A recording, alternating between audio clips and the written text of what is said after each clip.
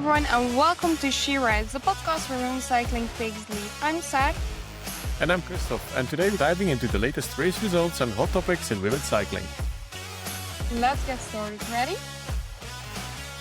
Hi everyone, and welcome to episode 81 of She Rides. Here again from the sunny and hot Belgium. Last week we actually already had a young rider on who's very promising. We're doing it over again this week, but we actually have a Lorena Wiebes beater in a sprint, not head to head. Oh yeah. She gets the title, and I don't know, since 2024, no one has done it. So can only be a spectacular episode. Hi, Carys. Hi, yeah, I mean, I wouldn't say particularly that I was the beater of Lorena Wiebes, even though she was boxed in. But it's a nice title. Doesn't matter. It's a nice title to have. Yeah, I'll take it. Yeah. No, I really I was like, you almost can believe that was the only time she got boxed in the last couple of years, because I was gonna get back into it, and I was seeing, this is a second spot. Oh no, she was just the winner from the group sprint behind. So really, it is an impressive thing to do. So I think you can claim the Wiebes beater title before someone else does it. So yeah, that was a cool win, and then completely unexpected. So it was nice. Yeah, I mean, it was very unexpected.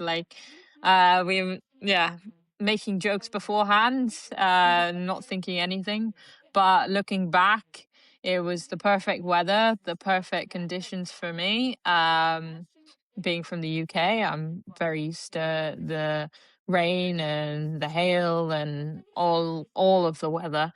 So yeah, looking back, actually, it was pretty the perfect day for me to do well. Okay, nice. We'll get back to that later, because I think we can say more about it than we just did now. But let's just start in the beginning. Can you, apart from the title of Lorena Wiebes beater, can you tell us some more about who Carys Lloyd is?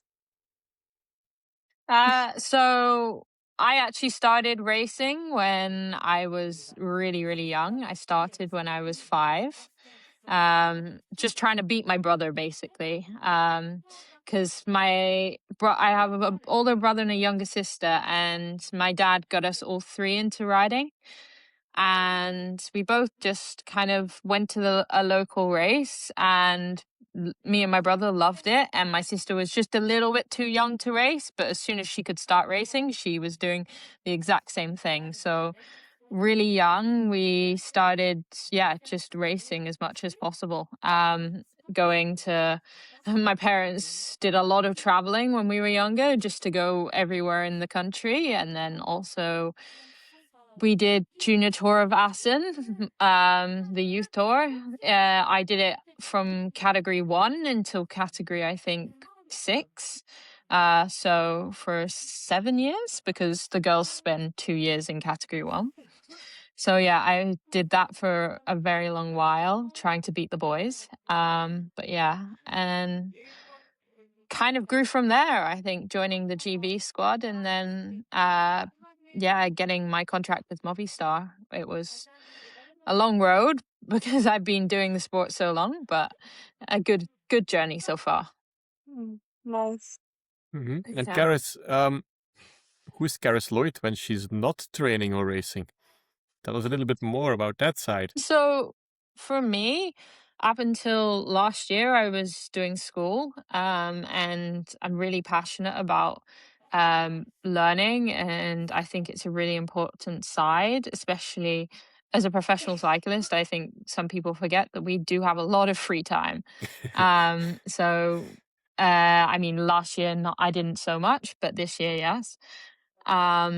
And just filling it with learning is really important to me. So for me, I have a really strong passion in maths, and I really enjoy learning more of the numbers side of things. I think you won't catch me particularly in literature, but definitely numbers and data is something I really enjoy learning, and kind of getting engrossed into. But yeah, I think just at the moment, just trying to learn. And I think I want to go back to university. I haven't this year because last year was so stressful. But yeah, eventually I want to go back to university and study something like maths. Mhm. But just besides being a math student, Carys, you're also a bit of a builder, aren't you? So Yeah. Lego is one of your hobbies. So what makes it the perfect hobby for a cyclist? And be honest to our listeners, how much has it cost you by now? Let's just say it was good that I got paid for. Well, it's good that I get paid for cycling because I don't get paid for building Lego. It costs a lot more. And yeah, it's a hobby that I regret now getting into because it's so expensive, but it's an addiction by this point. I think after the issue is with every travel that I do, every airport, there is going to be somewhere that sells Lego. And I'm like, okay, after the race to treat myself, I'll go get some Lego. And then now, because I moved into my own apartment in Girona in November, I was like, I have to fill my apartment with decor and things. So I need to buy more Lego for sure, like the Lego flowers and things. And I used that as an excuse as well. So I bought even more Lego. But yeah, it's something that really helps me just switch off and not have to think about because cycling can be quite stressful sometimes, but it's nice to just have to focus on one thing. And I'm very bad at multitasking. So once I'm doing my Lego, I'm doing my Lego, and sometimes I have no idea what's going on around me, which I find super peaceful sometimes. Mm-hmm. So it's kind of a plastic jungle in your Girona apartment. Yeah, for sure. Like Cool. I think, yeah, it's all on my windowsill, and anytime my mom comes to say, she's like, "Oh, it's got bigger," and I'm like, "Yep." But yeah, oh well. That's cool. Yeah, very nice. Then something completely different, actually. So in about 10 days, the Commonwealth Games start, and you're in a selection for Wales. Like, maybe first of all, before we like get more into it, for those of us, both of us actually, who aren't British, like, yeah, Commonwealth Games are like a bit of a mystery. Like, we see it on our Instagrams, like, oh, those riders are selected, but like, I feel like we don't like really have an idea of like what it is, and mostly how big it is. Like, can you explain it a little bit? Yeah, I was trying to explain it to one of my teammates a couple of weeks ago, just because it's something that isn't commonly like known.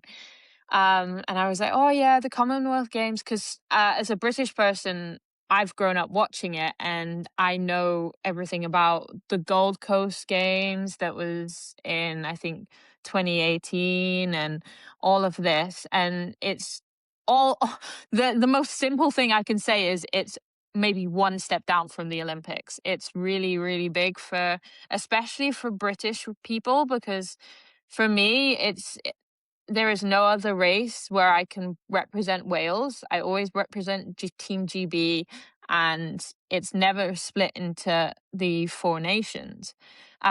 So as something where my parents, so I'm actually born in England, but my dad is from Wales. And he, like I said, he's the one that got me into cycling. So I've kind of always given that my Welsh heritage is where my cycling comes from. So to be able to ride for Wales is really, really special. Yeah, and as soon as they offered me, me the opportunity to race the Commonwealth Games, it was, yeah, hell yeah. But yeah, it's a really special event, and I think it's even more special this year because it's in Glasgow. So it's really accessible for my family to come watch, and it's a big event as well. So being able to get my family across to watch a track event, quite a lot of them haven't been able to see me racing. It's really special. Mm-hmm. Yeah, I always find it so fascinating that like Yeah. it's like something that is like not too far away. It's like super big, and here it is like Commonwealth Games. What was it again? And then Yeah, exactly. we're like click. It's like a secret club. Yeah. But yeah, you said it's like super special. So like, what goes through your head when you like find out like, I'm really in the selection? Like, what goes through your head? I mean, it was super nerve-wracking. So I think we were on like a long list for I think 4 months, 3 months. So I knew I was in the running, Mm-hmm. but I didn't know. And I knew who was in the running with us. And especially for Team Wales, it's some really strong riders. And to be selected with these girls is really, really special. So our team consists of Anna Morris, who's the individual pursuit world champion, and then also Jess Roberts, she's won multiple medals, multiple jerseys, and super amazing, as well as Meg Barker. And all three women are extremely nice, but also extremely strong, and extremely experienced. And then we have one Kira Oliveira, and she did the Olympics. Her story is amazing. She did the Olympics in Rio, and she went as the traveling reserve. And then she retired maybe 2 or a year after. And she's made this comeback to do the Commonwealth Games like 7 years later after retiring. And oh my God, she is so strong. I think she's 36, 37, but she's super strong. And I'm sat there trying to just hold the wheel it's really hard sometimes. But Mm-hmm. yeah, our whole team is really inspiring. Yeah, that's a good team you're part of, but will be perfect to like suck in all of the experience and tips and tricks they can hang you on. But yeah, I can imagine you can be super proud to make that team. I guess that's super nice. Yeah. And we still don't really know how big of a deal it is, but we will support you from afar, and I hope everything goes well. So yeah, and Thank then you. it's of course in middle of summer. So is this then your like biggest goal of the summer, or is there something else like on the radar you're working towards? So for me, yeah, this is the biggest kind of goal of the summer. Mm-hmm. Being the summer of kind of there's nothing that happens too much during this moment. Yeah. Which I was super lucky when I said I wanted to do the Commonwealth Games. The team was like, yeah, definitely you can do it. So yeah, being able to do this opportunity is really good. But yeah, and it's kind of nice because then after the Commonwealth Games, I have a little bit of time, and then I get into the end of the season and I can really just focus on the road again, and really get into the end of season because there are some exciting races at the end of the season. Mm-hmm. You gonna Yeah, ride it's Tour of Britain, Carys? I don't know yet. You don't know. So Yeah. Okay. yeah. We will see, but it's looking super, super hard, super up and down. So I would like to, but I just don't know at this point. yeah. Yeah, but We'll you also see. like it says something there like there's not much going like on at the moment. It's like with the Giro, which we really wanted to like give it some space, but we have like this overcrowded like May calendar with so much going on after already like kind of an overcrowded spring, and then right now it's like a very weird time, like super nice these small Belgian races, but like in 2 weeks times we had like 3 races, which of 2 1.2s. So it's like quite a weird time. We do now have Baloise Ladies Tour coming up, but like, and then we have, I guess it's Superior in France. We have some smaller races, but it's like a very like weirdly calm period now in cycling, I guess. Yeah, it's the same for me as well. Like I had such a chaotic start of the season. So I started my season in Australia, and then I went straight to UAE, and then I was started in Nieuwsblad, and then I did pretty much all the classics. It was like view, and then then I had some time off, but not too much, and then straight back in again. And now I'm like, whoa. So I'm not racing, and kind of having to switch to the training side of things, which I really enjoy, but it's definitely something to get used to. Yeah. Yeah. Yeah, I can imagine, like, for a cycling fans, is that, oh, this is like kind of weird. And then, yeah, if you're in it, yeah. But Commonwealth Yeah. Games, look forward to it for you. So that's good. To the rescue, because you could say you can watch the men's Tour de France, but that one is finished already as well. So Yeah. this is not I exciting mean, anymore. Yeah. Yeah, I was like, oh, did he have to start so early? He could just wait until the next week and whatever. But no, Yeah, it's I was like ill in the it's sofa, and it annoying, was but like, also extremely no, impressive. please. Yeah. Do not do this already. And like, I'm like the optimistic one in the family, and I'm like, no, this year maybe he will be able to follow, and maybe on like one day he will be able to Yeah. sometime. But yeah, It was too like, well, you never know, Jonas, I believe, and it's like 2 minutes. Oh, whatever.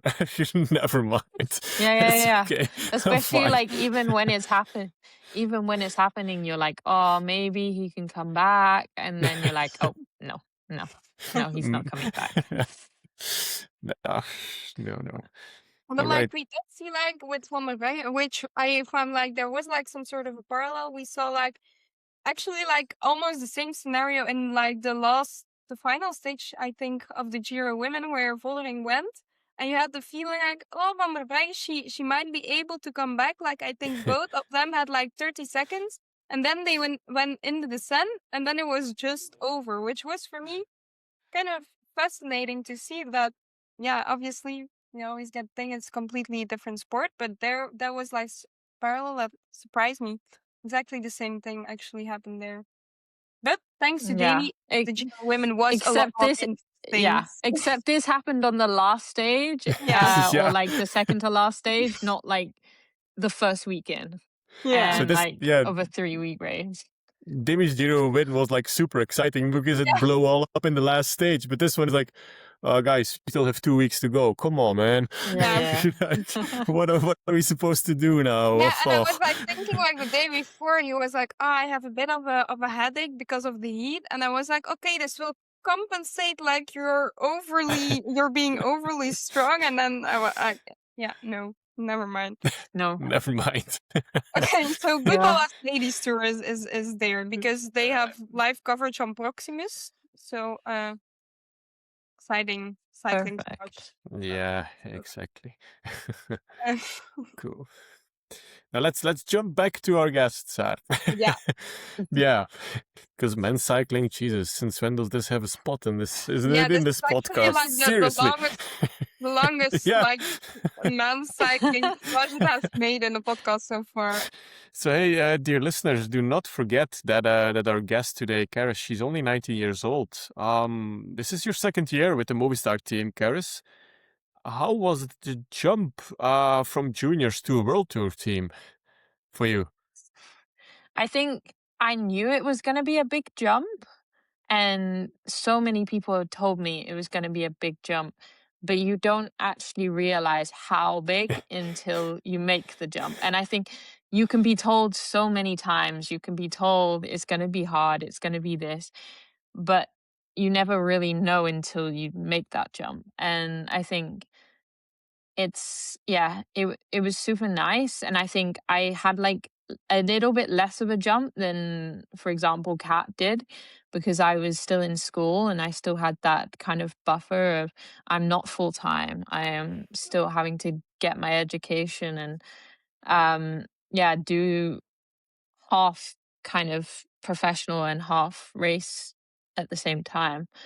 But yeah, being going from like a 2-hour race to a 3 or a 4-hour race is super different. And for me, I think I'm really lucky that I'm more naturally gifted in bunches, and I really enjoy that bunch environment.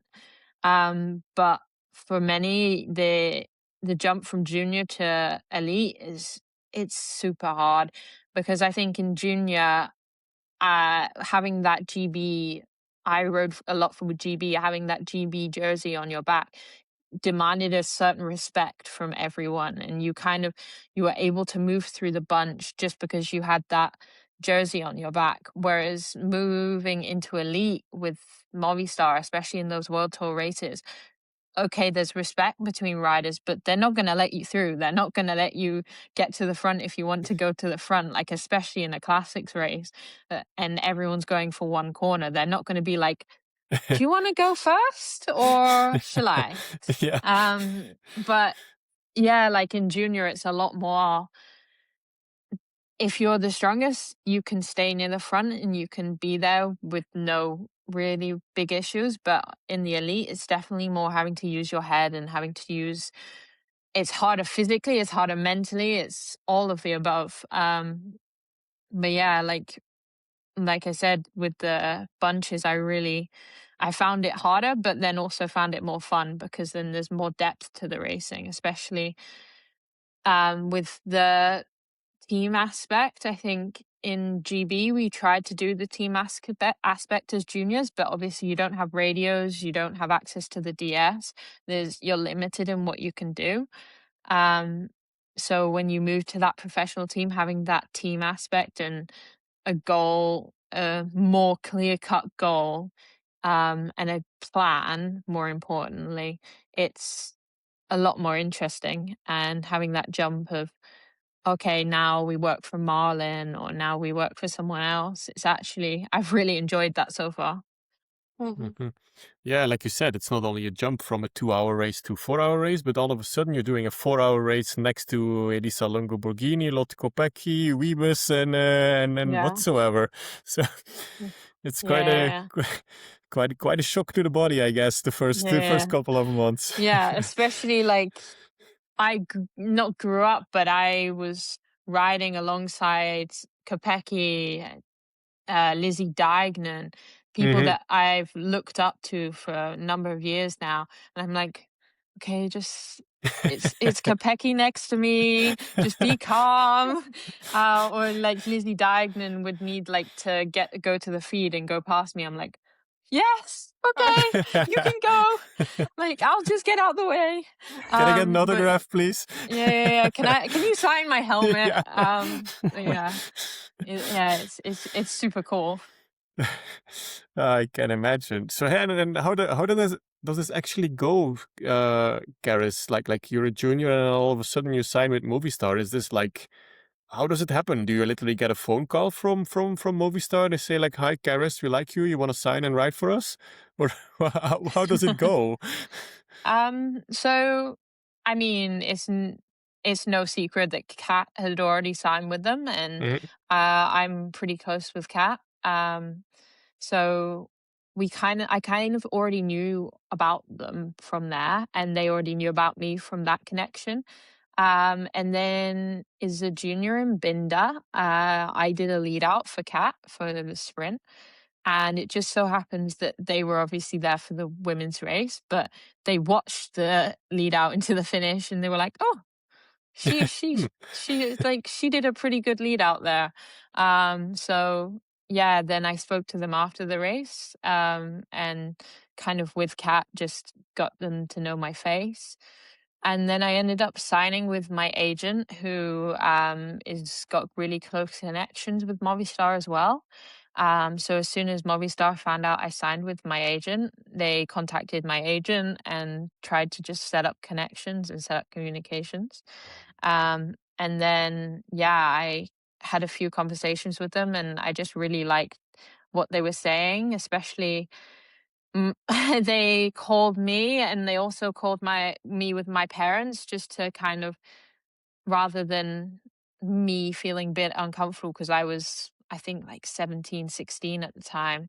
I was like, can I have my parents there? And they were like, yep, totally fine. And they reassured my parents, especially because my parents are really strong on education, that and they would let me do whatever I needed to do whilst I was in school in my last year, in my first year pro.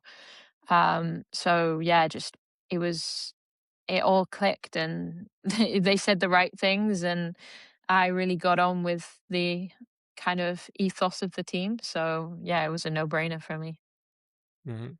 Yeah, but to us, from a spectator's point of view, it doesn't look that neither you or Kat are being rushed as youngsters.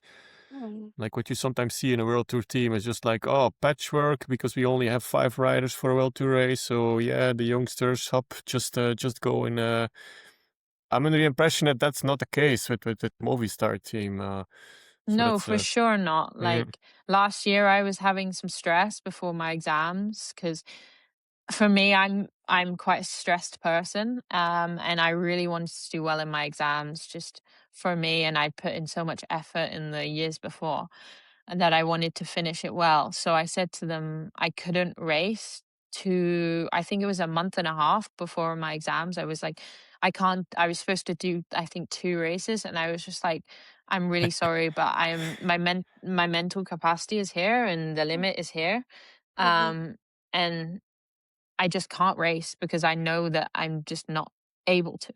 And they were like, yep, totally. You're not doing those races. That's fine. You mm, don't have to race.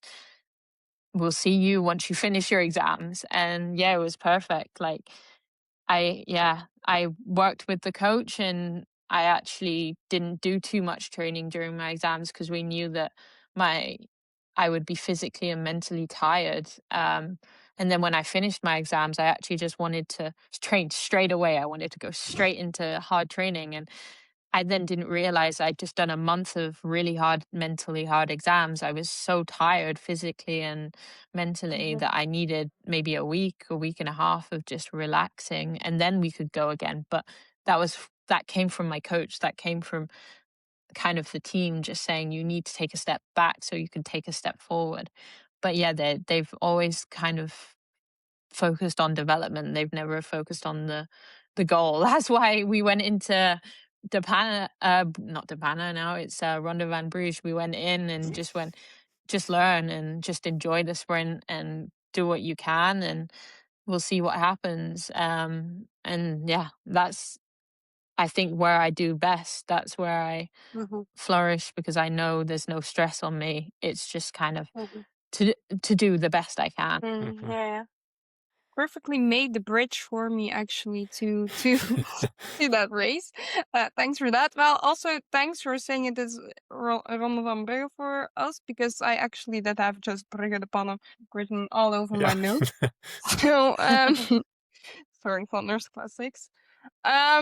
So yeah, we're still very happy that we at least saw Lorena Wiebes not winning one sprint this year, and it was you, which was also very cool. But you said like before the start we were like joking a little bit, and like can you like just like take us like through the day, like how it went, and also like for the people who maybe didn't watch, like describe how bad the weather was that day.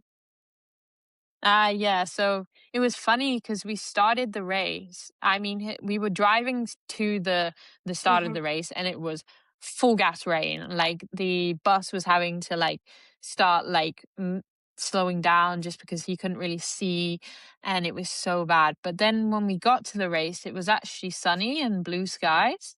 Mm. So I nearly didn't start with. I nearly just started in my skin suit, just my race suit. And then it's one of my teammates who's a bit older than me was like, Carys, no, Carys. I've seen the forecast, I've seen the weather. You're not starting in that.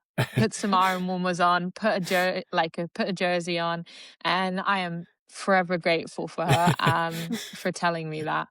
Uh yeah, I mean, I think it was Floorter at the time, but I can't remember. I think it's something Floorter would tell me to do anyway.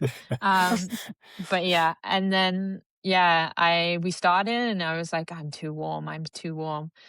Uh and then like it started to just be a bit colder, no rain yet, and I think yeah, that last like we went past the finish line the first time, and I was like, okay, I need to take off a layer. I'm too warm. and I take it off. And then about maybe 20 minutes later, I start seeing these really dark clouds coming towards us. And I'm like, oh no.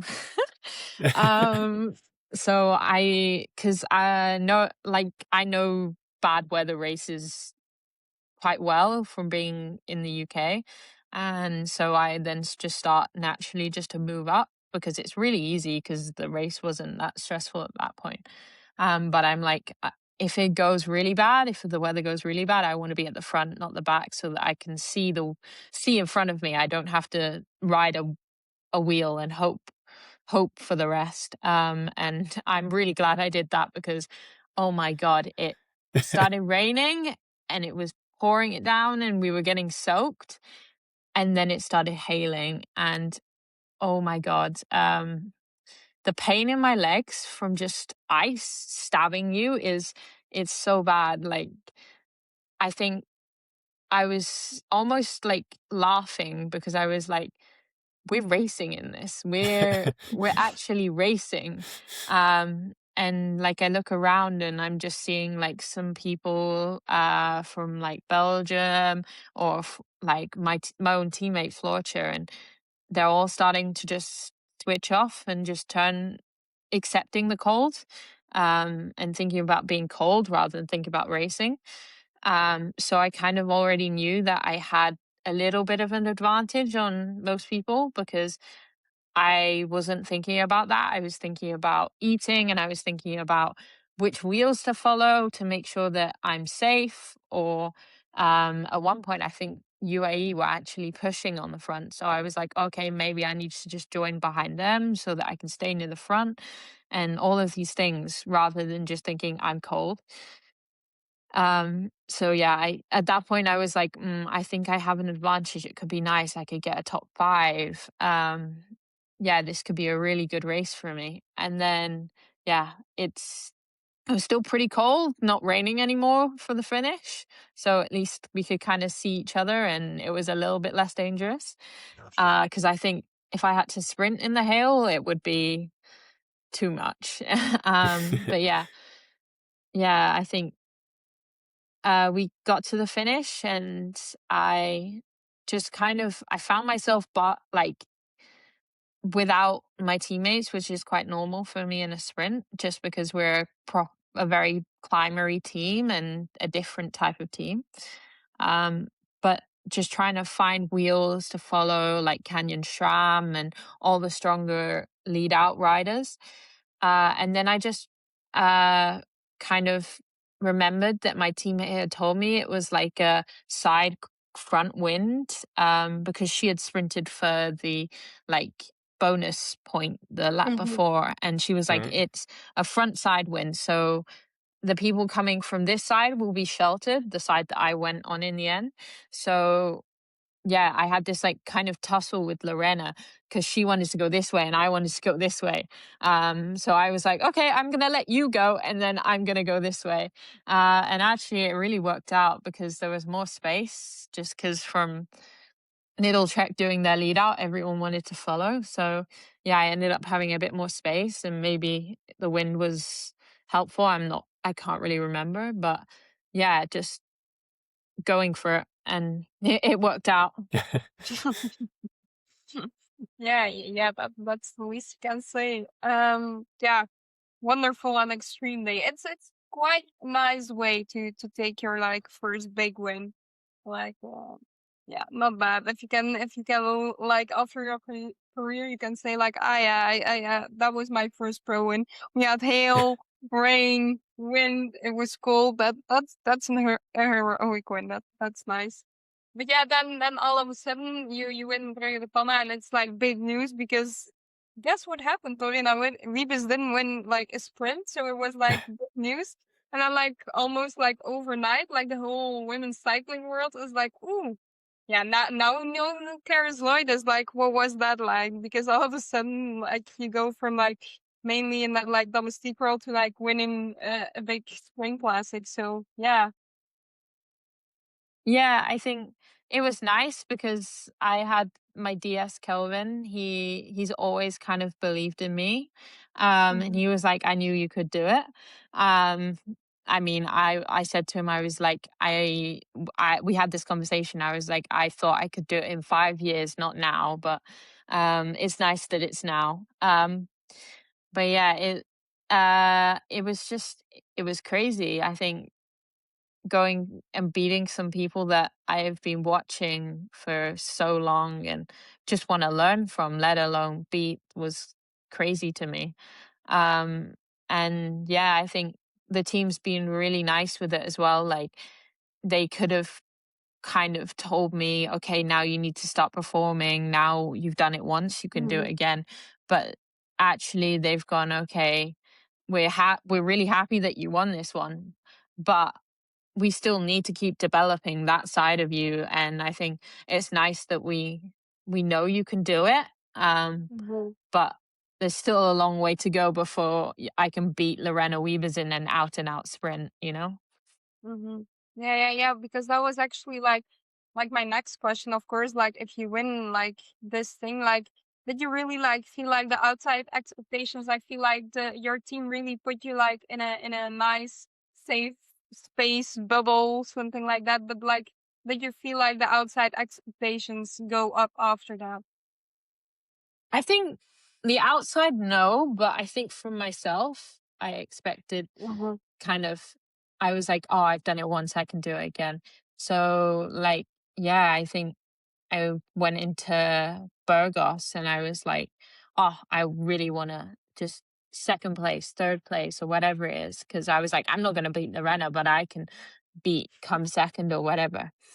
And yeah, we did the first day and it was pretty hilly, but also pretty warm. And I'm so bad with the heat. So I really, really struggled.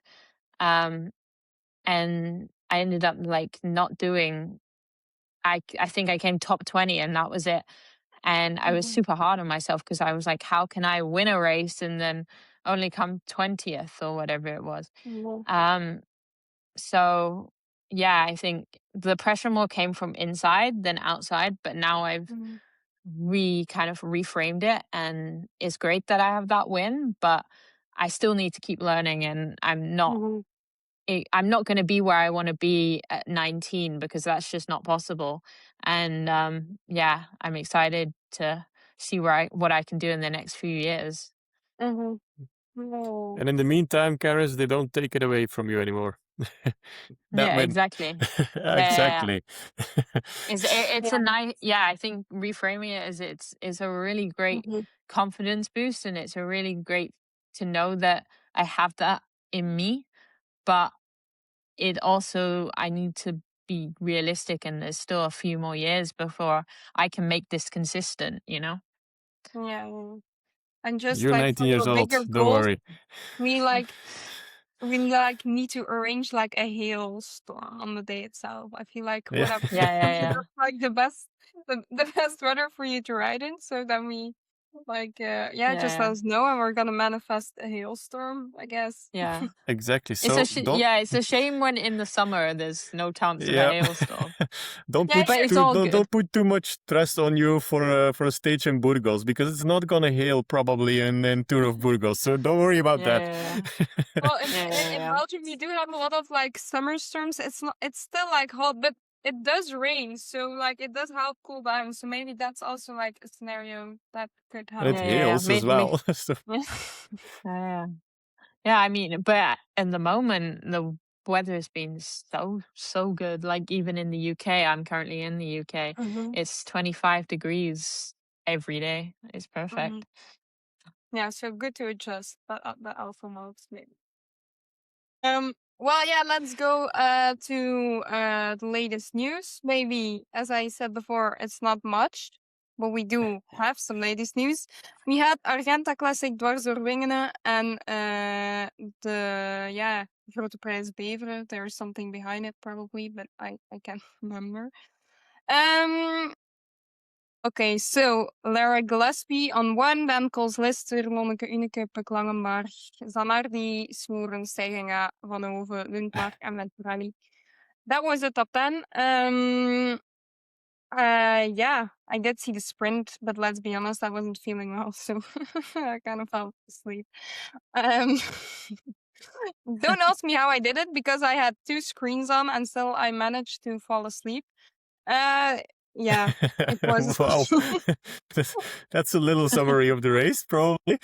So yeah, I was actually planning like I want to tell you something about it, but I really don't know apart from the fact that Maggie got second and The fact you that's fell it, I asleep guess. tells us Yeah. tells us a lot, Saar. But I was also like there was a gastritis starting, so you can also like tell it Yeah. was my body's fault. But yeah. So what I was gonna tell you was I did remember Maggie one and we got like a good prediction from Olivia Verkruijsen. She said like I think she actually really said that she thought her first teamie was gonna be like fourth. She hoped first, of course. And she said, yeah, probably Langenberg or Van der Aarde, but depends on the sprint. And if it's a long sprint, it will be Langenberg. And she was right. She came for in the end. So that's nice something. Actually, yeah, I'm now hesitating. Like, I think I got the races wrong because I remember like shouting at the commentary as I do sometimes. Yeah. This race I did see actually because they were like, yeah, who's there still for Phoenix? And they were saying like, yeah, it's Julie de Wilde. And I was like shouting at my computer, come on, guys, you do see that?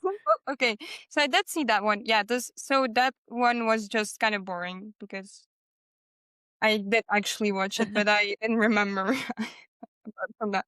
But yeah, it's a sprint race. And so yeah, I guess that's quite normal. Then the weekend after that, so last Saturday, we had Dwars door Wingenen, won by Martina Alzini, who's like now in these smaller races, really improving her sprints. I'm really like I think it's her second in like a short amount of time, so that's very good of Alzini. Ineken second and Marit van Hoven third, who had a very good weekend because we'll come Yeah. later on.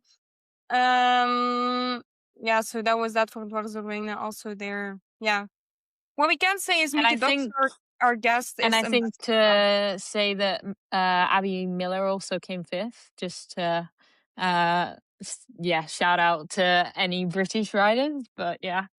Yeah. No, Rightfully so, Carys. yeah, Good. that's good. We give everyone of She Rises a shout out when they come like closer to that top 10. So perfect. Yeah, very nice. Yeah, very cool. And then, so as I was saying, Marit van Hoven did have quite the weekend because she also won the day after in Beveren before Stoeren and then Bodnar and then some more riders in that top 10.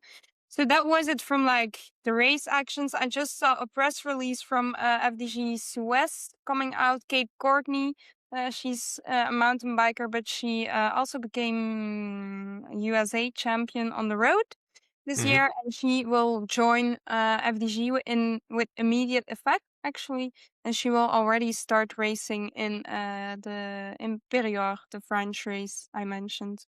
So yeah, exciting. It's always like when FDG like picks up like a more like outside of the box rider, you're always, oh my god, this could possibly become a very good one. So exciting one. You can new in the near or further future. But yeah, as you can see, if we're really like already like discussing these kind of races, like yeah, we are desperate for some more action. But we're gonna Yeah. get it with the Baloise Ladies Tour. I will be there in person as well for like the prologue in Ezendijk. It's like an evening prologue, which is quite nice. And I also got like a little VIP invitation for the double stage in Mosaic. So nice.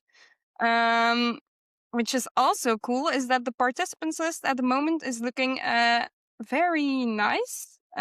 First of all, Lotte Kopecky, always good to start with. And then at the moment we also have some She Rides guests starting. Imogen Wolf is on the start list at the moment. Let me scroll a bit further.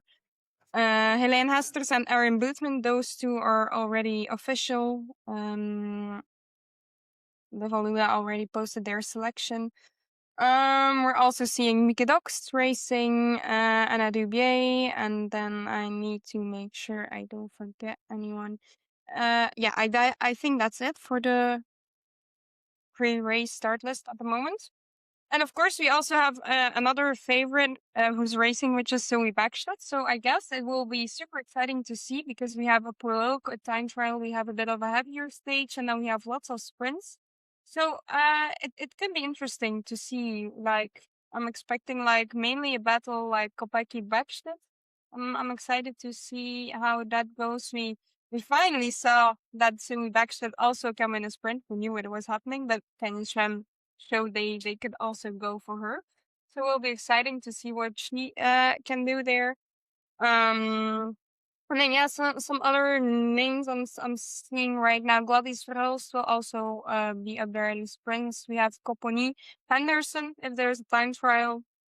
You bet will be doing well as well. Fleur will be able to do some exciting results. Also excited for Sam Ringtas after her very good Belgian championships also in the time trial. Will be cool to see.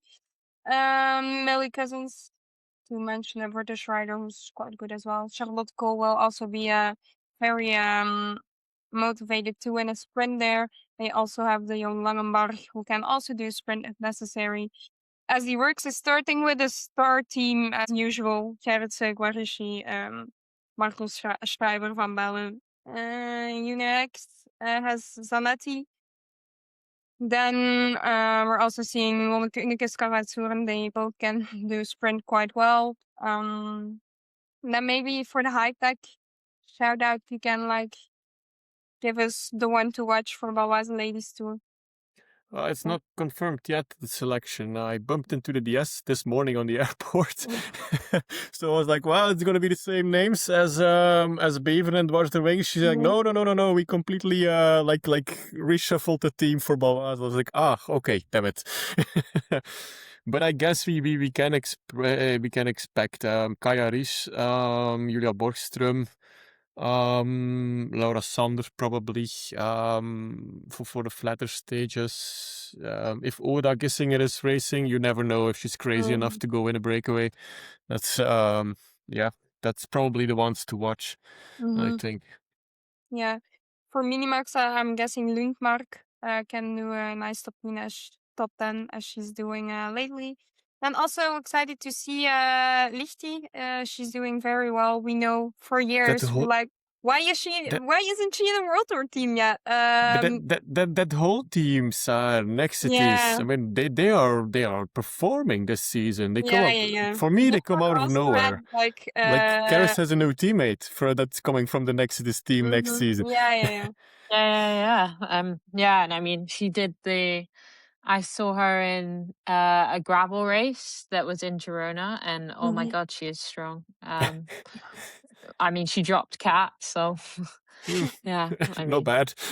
Not bad. Not bad. Means you can ride a bike. Yeah. I mean, I've been trying to do it for years and haven't done it yet. So. Well, you dropped Wiebes once. That's fine.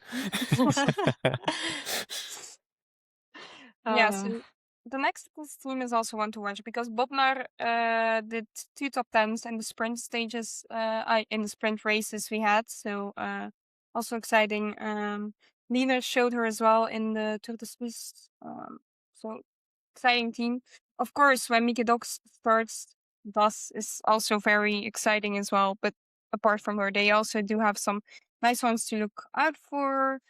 Then I'm seeing the carbon bike is a club team, but we always like see when they race. It's they are quite capable to just race along the biggest teams. So will be good to see what they can do. We need to see if Scavone is recovered from her crash. She's on here for the moment, but yeah, if she's racing, we know she can sprint. And then they have Helena Bieber, who did some very great efforts already this season. Let me see. Of course, so Anna de Vier for Keukensterdam, and then we also have like Zoe Schies, Lien Schampaard. They are doing good sprints as well. Did I miss something, Kristof? Because you can still add it right now. No, I don't think so. No. I'm happy to see Lien Schampaard perform in the Baloise. Let's see what she can do as a youngster. Mm-hmm. Yeah, I mean, no pressure, no expectations, but just nice to see how far she is in her development. Yeah. Oh, I forgot like one race. We also had a race in Portugal, and Helene Hesters got her Ah, first win. true. So also maybe watch out for like the duo Helene Hesters, Aaron Boothman. They can do it both ways actually. So yeah, she's also quite strong as well. If you didn't notice, and yeah, Aaron knew before. She does quite well. So it's like an quite interesting like field. We also have Veenhoven, Vigé, Stadny can also do a sprint, but Fidanza can as well. Yeah, they actually have a super fast team with Imogen as well, plus Kladonjova, who's like more of a hilly mountainy rider. But the rest of the team What did she say? a hilly mountainy. I was like say something about yeah. Anyways, but the other riders are fast. That was what I'm saying. I don't even know if she can ride how good her sprint is. So maybe she's also fast. Then she's also a sprinty rider. That was it. I was going for the sprinty, and then I turned it into some more. But you got it. But I'm excited to see what they will do. Yeah, I guess Fiji could do like a very nice result in the prologue. So then maybe it could be a tactic to sprint for her so she could get some more points. But Do not spoil my wild card here now, Saar. Damn it. You just. You're like, shh. Yeah, I was like, no. I'm sorry. Actually, I am. But yeah. Okay, so I think that was enough of a preview, I guess. That did the job. Is there someone who wants to start with like the stars? Sure, I wrote them down. I did homework before the Oh, episode. good work. Okay, let's go then. Wow. Yes. Yeah, so I'm gonna go for 3 stars for Aaron Boothman. Let's Oh, let's go crazy here. I mean, alright. we're gonna hear the obvious names, and those get my 2 stars. That's Lotte Kopecky and Zoe Backstedt. But I thought, like, let's go crazy. It's summertime. Come on, hop hop. At 1 star, I just go with Imogen Wolf, Marty Fidanza, Gladys Verhulst-Wild, and my wild card is Vigé, of course. Well, I can go now. For the very, very surprising 3 stars, which is Lotte Kopecky. Like, I mean, it has been like, I was gonna say months, but it's not even true because we had Belgian Championship. Anyways, ignore that. So yeah, 2 stars, Zoe Backstedt, Anna Henderson, maybe. Then 1 star for Sandrine Tast. Erin Boothman, Margot Vigé. Wildcard. I don't know. Wildcard. Let's do Lichty. Is my wildcard then? My 3 stars will have to be Zoe Backstedt. I think there are some good people, but I think, yeah. My 2 stars will be Kopecky, and I'm going to say Millie Cousins. And then Nice. my, just because I think she is good in a prologue, and then maybe she did really well in the time trial. Maybe not this year, but last year in the nationals. So I think maybe she could be good. And then, but yeah, we'll see. And also it's nice to have a different person. And then 1 star, Exactly. Erin. Erin Boothman for sure. She has to be there, especially as one of our really good friends. Now I'm trying to think of two more people. Should we say Margot Vigie, like you said? And I want to say, I'm going to say Anna Henderson, even though I think she's not on as good form as she normally is. I think she's definitely one to look at and not count off a list. And I do realize I've said a lot of British riders, but support my nation, I guess. And then my outsider kind of wild card, I guess, is Felicity Wilson-Haffenden. I think she could be really strong in the time trial, and maybe she can do a really good time trial, and then it helps with the rest. Could be nice. Nice. Yeah, but we'll see. Yeah, nice picks, Carys. Yeah. And then we just like continue with our predictions as well. Do we go in like the same direction? 1/5 and 10 final GC. Sure. So, well, I stick with Aaron Boosman at 1. 5 and 10. 5 sucks always because that needs to be a good one, but not good enough. 5, 5, 5. Let's go for sprinter. Yeah, for 5, I go for Gladys Verhulst Wild, and on 10, I go for Fleur Moors. Okay, first, Holt Kopecky. Fifth, Charlotte Kool. 10th is gonna be Lichty. We'll go with my wild card on 10. Okay, so that was it for Baloise Ladies Tour, I guess.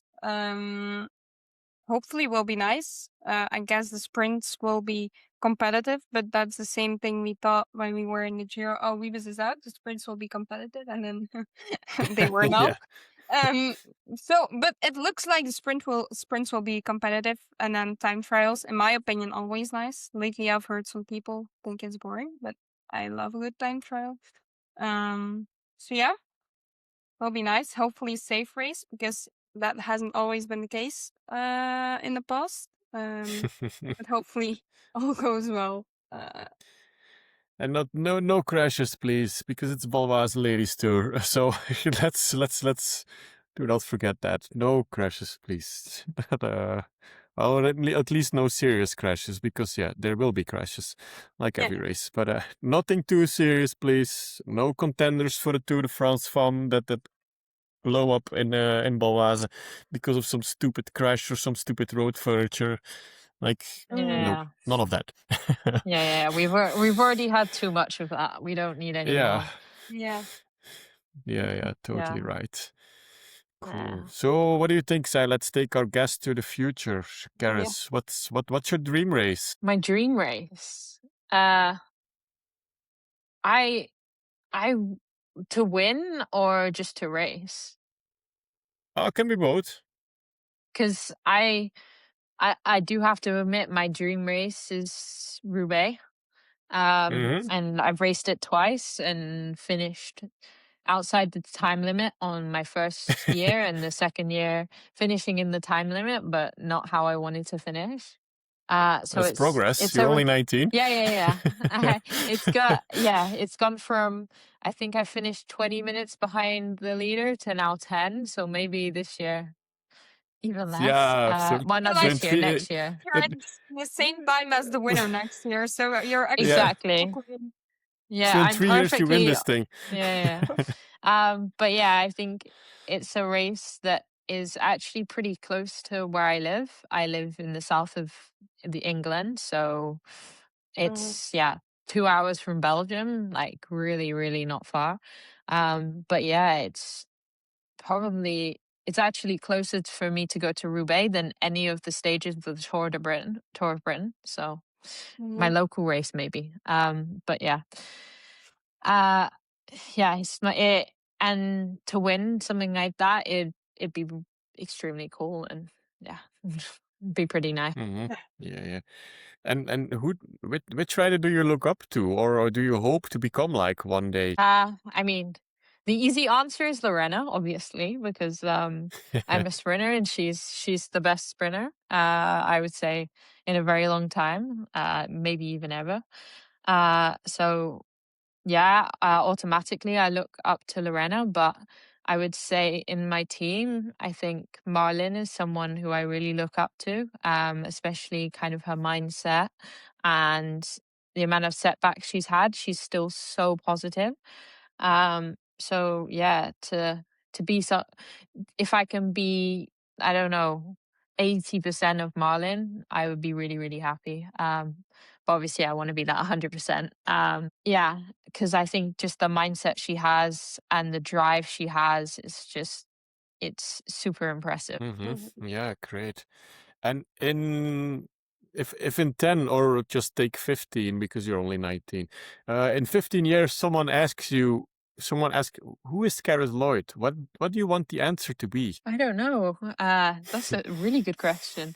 But yeah, I think just known for being never giving up. And I think having that kind of mindset of just go for it as hard as you can. And then, yeah, obviously, I want to be known for my sprinting capabilities and I want to be known like Lorena as one of the best sprinters. But yeah, if not that, then be known for how hard and my work ethic and how badly I wanted to do well and things. Mhm. And how much I Yeah, was yeah. willing to work for. Hmm.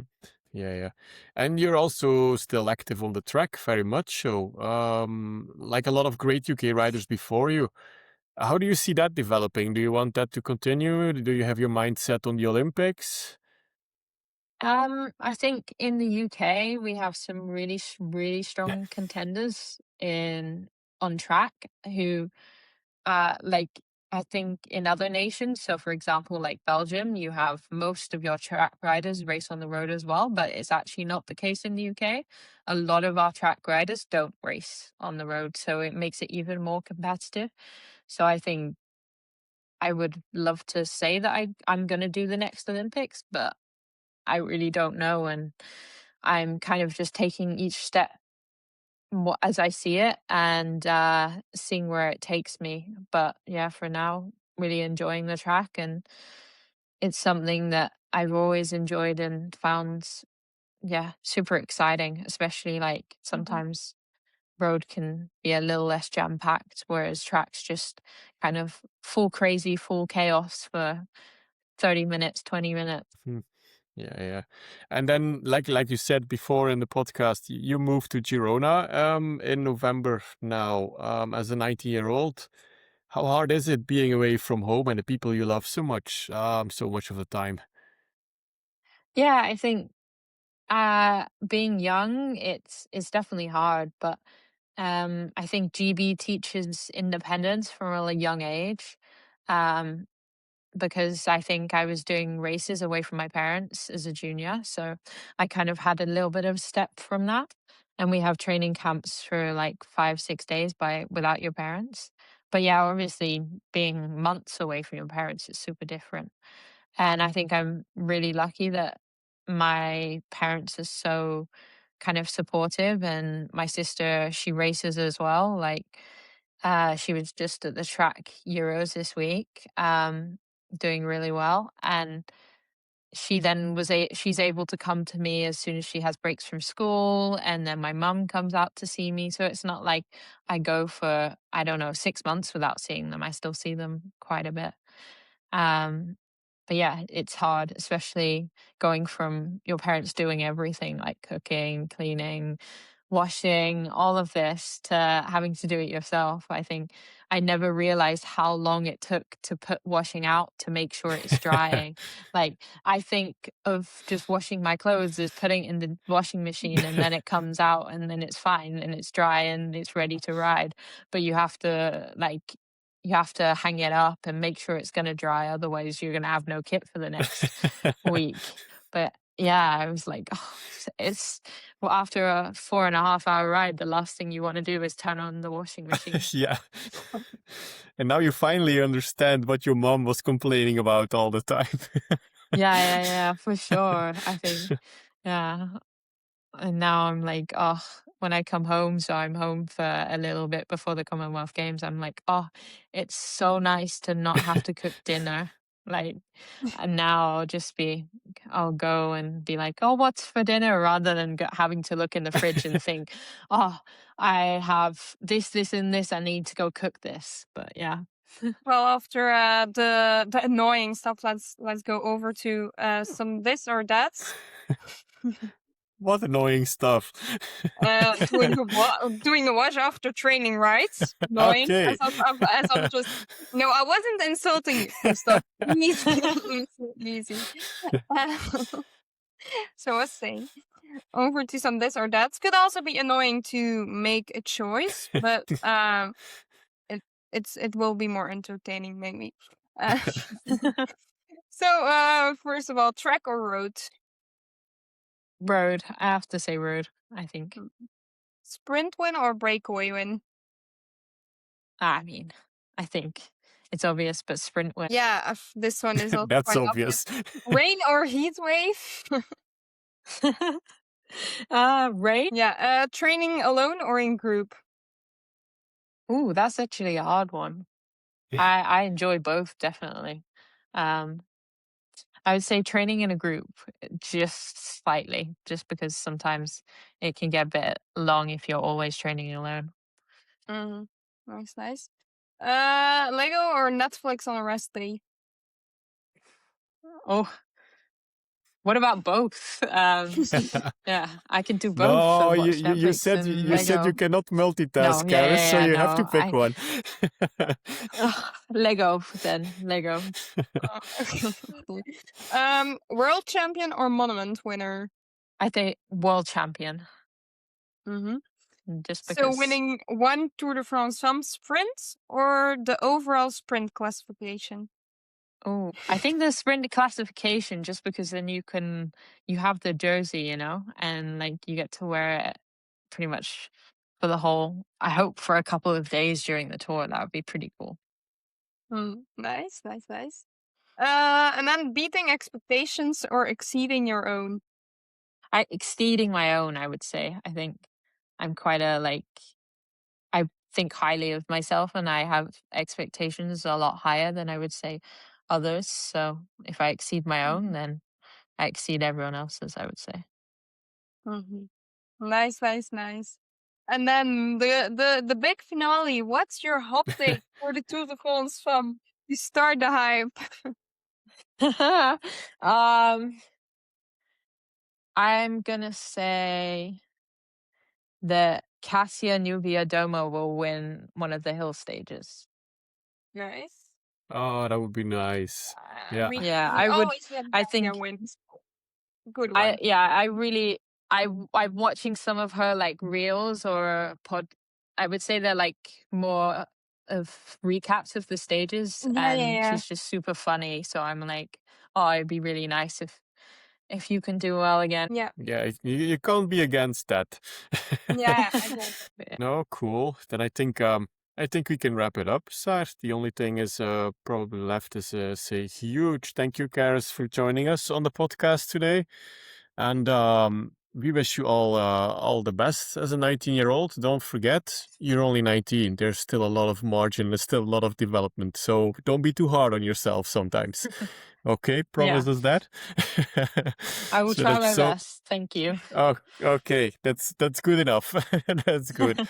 So huge thank you, Carys, and we'll see you on the road. And now you're one of the She Rides guests. So yeah, there's gonna be manifesting from Saar on from every race you do now. So enjoy it. Yeah, I will definitely take it. If you can manifest any really bad weather at some point, that would be perfect. But yeah, thank you for having me.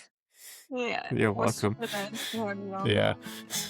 So that's a wrap up for episode 81 of She Rides. Thanks for joining us. Hope you enjoyed the ride. Absolutely. Women's cycling is packed with action, and we're here to bring you every twist and turn. Be sure to subscribe on Spotify, Apple Podcasts, Amazon Music, or YouTube so you don't miss upcoming episodes. And if you like today's show, a rating, like, or comment really helps us reach more listeners. And follow us on Blue Sky and Instagram for behind-the-scenes updates and more. And don't hesitate to share your questions or topics you'd like us to cover. And stay tuned for more exciting guests. And She Rides is powered by KDM Endurance Coaching. Thanks for listening to She Rides, where women's cycling takes the lead. Keep watching the fun, and we'll catch you in the next one. Bye. Bye-bye. Bye.